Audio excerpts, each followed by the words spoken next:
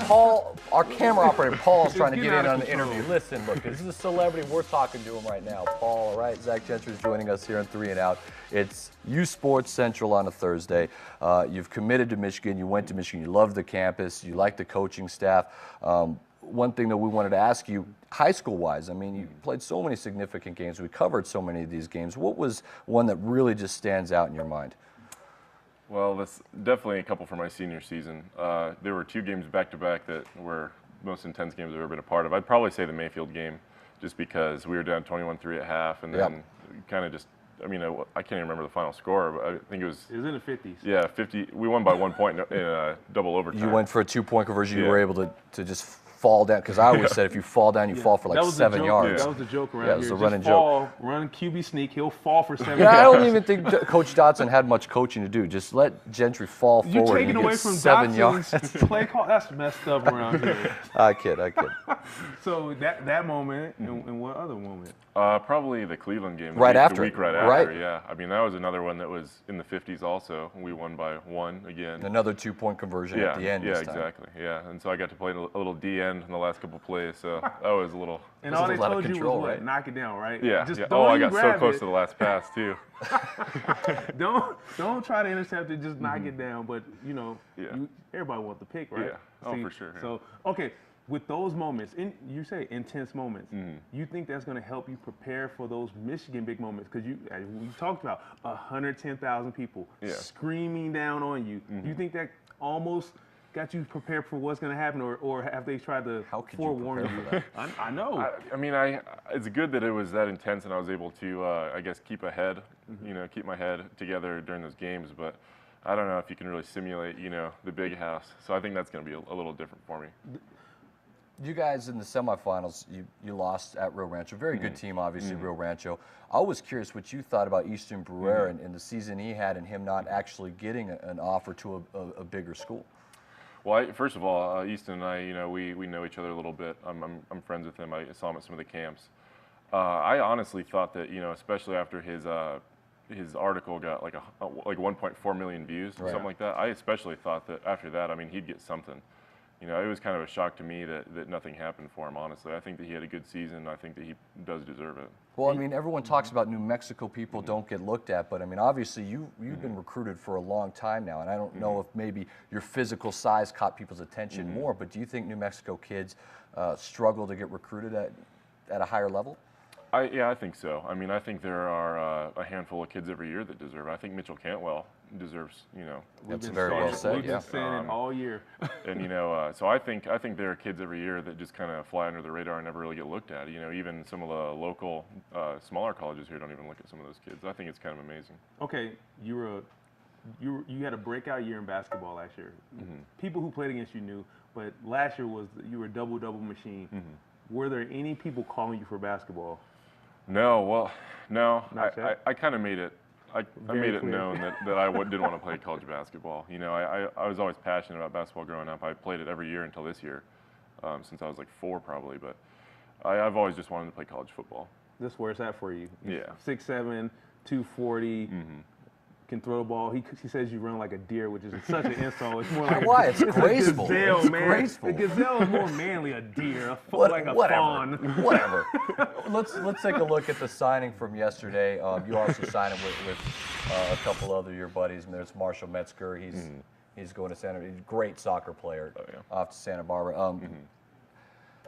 I'd asked you this yesterday. This whole process must have been long for you, especially switching from Texas to Michigan. Are you just happy that this is all behind you now? You can focus on graduating high school and then getting on to college. Definitely, I'm excited that it's over. Honestly, it was really fun for a while. Just when it started heating up a year and a half ago, all the schools contacting me and everything like that. But it got to a point where I need to make a decision, especially these last couple of weeks when I didn't have Texas. When I thought I was going to Texas for so long, and then that was out the door. It was stressful. So I'm completely glad it's over and done. So soon as people even knew that you changed your mind, it wasn't just Michigan calling you, right? No. It was.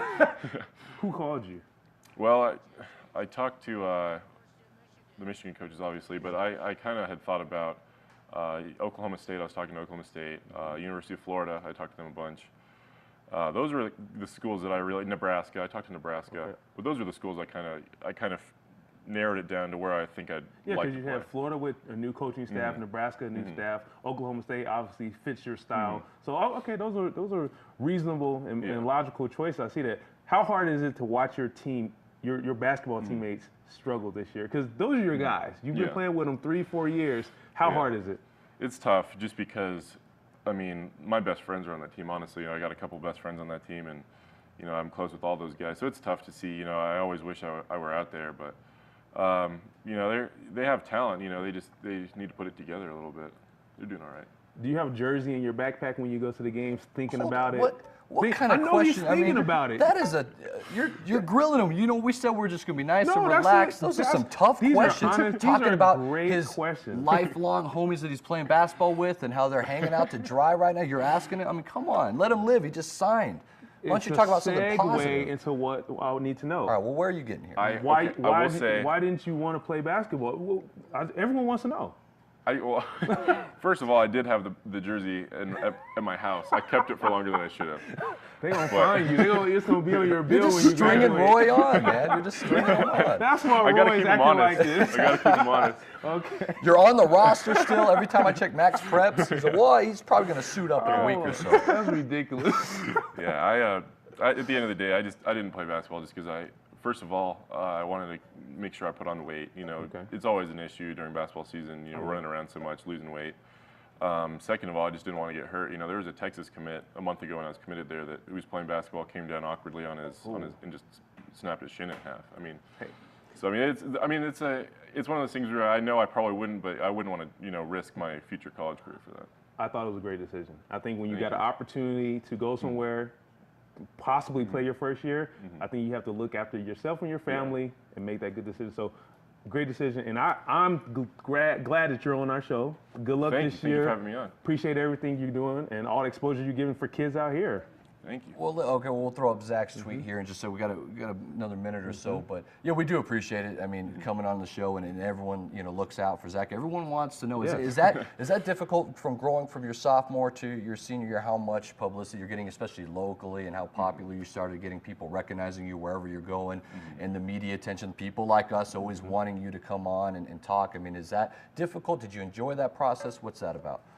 Well, I mean, it took a little while to get used to. You know, I remember the first time I ever talked to a media guy, I was nervous and, you know, didn't know what to say. And,